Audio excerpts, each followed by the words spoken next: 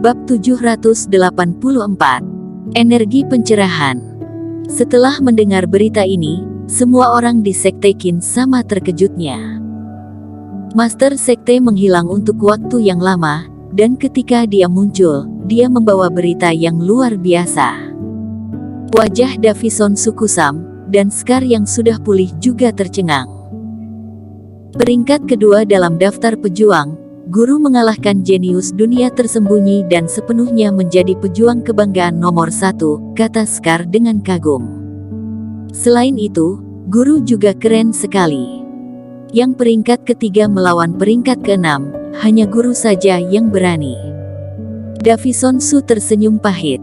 Nenek Guru terus mengurung diri dan berlatih, haruskah kita memberi tahunya? Tanya Scar. Ini. Davison sedikit ragu, seharusnya memberitahu, tetapi Emi Zhou sedang mengurung diri dan berlatih saat ini. Tidak usah, aku temani kalian pergi. Saat ini, seorang lelaki tua datang, yaitu Tuan Besar Gu. Nenek guru kalian sekarang berada pada saat kritis, jangan ganggu dia. Tuan Besar Gu melihat kembali ke gunung dan matanya berbinar. Dalam formasi tertutup, nafas-nafas terus naik, membuat dirinya berangsur-angsur merasa sedikit takut. Kalau Emi Zhou keluar kali ini, takutnya akan langsung naik ke tahap akhir kesempurnaan. Tuan Besar Gu bersama Scar dan Davison segera meninggalkan Sekte Qin. Pada saat yang sama, berita menyebar dengan cepat ke seluruh dunia seni bela diri. Baik dunia tersembunyi maupun sekte keluarga Budo di luar, semuanya bergegas ke pulau vulkanik setelah mengetahui berita tersebut. Selama para pejuang ada waktu, tidak ada yang mau melewatkan acara akbar seperti itu. Fase kesempurnaan adalah pertandingan yang langka, belum lagi fakta bahwa pejuang kebanggaan dunia luar sedang berjuang melawan dunia tersembunyi yang sudah lama ada, yang penuh dengan tipu muslihat. Tepat ketika pejuang tampak seperti belalang melintasi perbatasan, bergegas menuju pulau vulkanik dengan panik. Di atas pulau, di puncak gunung yang tinggi, si brewok dan lelaki tua itu berdiri, memandang ke arah gunung di kejauhan. Si brewok memandang sosok yang duduk bersila dengan pandangan khawatir. Sejak keluarga Feng membuat perjanjian hidup dan mati, Eric Qin mulai mengurung diri dan berlatih. Guru, Eric Qin sudah mengasingkan diri selama seminggu. Berapa banyak segel kuno Raja Dewa yang bisa dia buat? Si brewok mau tidak mau bertanya dengan penasaran. Sebagai pewaris pemurnian tubuh, dia juga memiliki segel kuno Raja Dewa, dan jumlahnya banyak. Namun, bagaimanapun juga, Eric Qin hanya berlatih dalam waktu singkat saja. Setidaknya 3, kata lelaki tua itu perlahan. Dengan ketiga segel kuno Raja Dewa itu, dapatkah Eric Qin mengalahkan Thompson? Tanya si brewok. Itu sama sekali tidak mungkin. Kata-kata sederhana lelaki tua itu membuat ekspresi si brewok menjadi kaku. Dalam 7 hari, sudah sangat sulit untuk membuat 3 segel kuno Raja Dewa, dan guru malah berkata Eric Qin akan kalah. Eric setidaknya harus memiliki 7 segel kuno Raja Dewa untuk mengalahkan Thompson. Lelaki tua itu berkata, jangan lupa, dia tidak bisa menggunakan Reiki sekarang dan kultivasi lawannya lebih tinggi dari dia. Celah ini seperti jurang. Apakah itu 7 segel kuno Raja Dewa? Si brewok memandangi gunung di kejauhan, sosok itu berdiri, dan matanya bersinar karena khawatir. 7 segel kuno Raja Dewa sama dengan batas tubuh Eric Qin, apakah Eric Qin bisa melakukannya? Ayo pergi, jangan ganggu dia. Lelaki tua itu menggelengkan kepalanya dan menatap Eric Qin dalam-dalam, dia juga tidak yakin tentang ini. Guru dan murid pergi perlahan-lahan. Hari itu, tengah malam.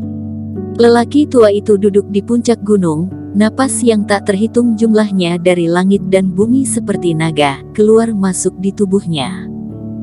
Sosok Eric Qin perlahan muncul dan berjalan ke sisi lelaki tua itu. Sudah selesai. Lelaki tua itu membuka matanya dan berkata, Baik. Angin malam berlalu dengan lembut dan puncak gunung tenang. Lelaki tua itu tidak menanyakan berapa banyak segel kuno Raja Dewa yang terkondensasi di Erikin, begitu pula Erikin tidak inisiatif menyebutkannya. Keduanya diam di bawah bintang seperti ini. Bagaimana lingkungan di sini? Tanya lelaki tua itu. Menyegarkan, kata Erikin lalu duduk di samping lelaki tua itu. Senior, sebenarnya aku benar-benar ingin berhenti. Hanya duduk di puncak gunung dan menghargai keindahan dunia, tetapi selalu ada masalah yang menghampiriku. Orang-orang jahat itu memaksaku untuk mengambil tindakan dan harus membunuh orang. Apakah ini adalah takdirku? Mata Erikin terlihat sedikit lelah. Dia sepertinya memiliki musuh yang tidak ada habisnya dan selalu ada seseorang yang menghalangi jalannya. Tidak, ini pilihanmu dan bukan pergerakan langit. Lelaki tua itu perlahan berkata, setiap orang akan mengerti mengapa dia dilahirkan suatu hari nanti. Karena kamu dilahirkan sebagai orang kuat, kamu harus menanggung lebih banyak kejahatan di dunia ini dan membuat dunia ini menjadi lebih indah. Tapi itu melelahkan, bukan? Erikin menggelengkan kepalanya. Kalau menyuruhmu kembali menjadi manusia biasa, apakah kamu bersedia? Lelaki tua itu mengernyit. Erikin sedikit tertegun.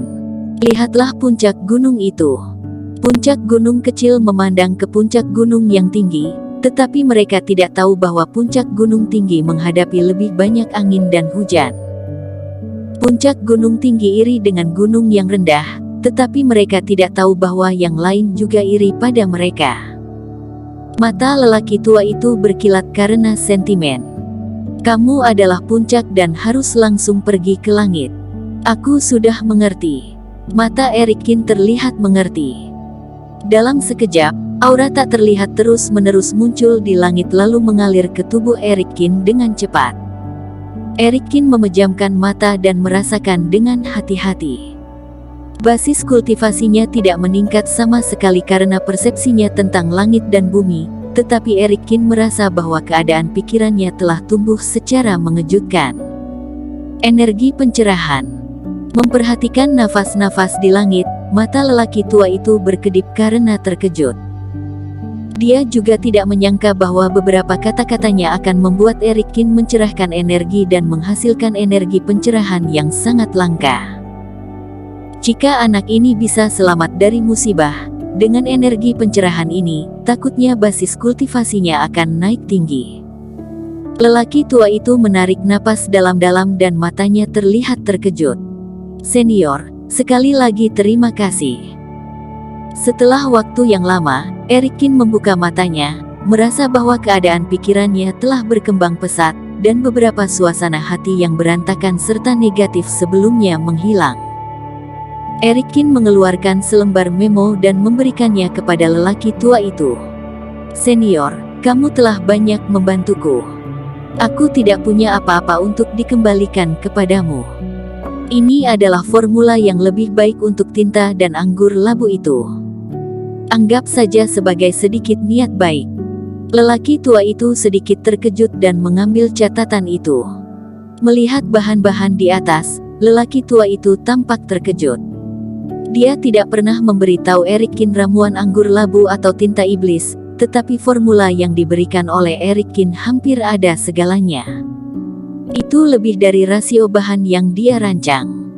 Formulamu menarik, jadi aku akan menerimanya. Lelaki tua itu mengangguk. Erikin tersenyum. Semua ini dipadatkan dari buku Langit Tanpa Kata di benaknya dan khasiatnya sama sekali tidak perlu dikhawatirkan. Semua hal yang dia pernah sentuh, sebagian besar bisa diurai dan disempurnakan buku Langit Tanpa Kata. Senior, penggunaan anggur labu yang kamu buat itu untuk menekan penyakit tertentu, kan? Kata Erikin secara tiba-tiba. Tubuh lelaki tua itu sedikit menegang dan menatap Erikin dalam-dalam. Ini adalah rahasia terbesar dalam dirinya, bahkan jika si brewok tidak mengetahuinya, tapi Erikin tetap melihatnya. Saat ini, aku belum mempunyai kemampuan untuk membantumu mengobati penyakit. Apa daya, Kemampuan pemurnian obatku tidak cukup. Tetapi ketika aku memiliki kesempatan untuk menyempurnakan pil mujarab, aku akan mencoba yang terbaik untuk membantumu memulihkan kesehatan. Wajah Erikin tampak serius dan berjanji. Bersambung. Terima kasih telah menonton video ini sampai akhir. Jangan lupa subscribe dan nantikan kisah episode selanjutnya hanya di Novel Story. Salam.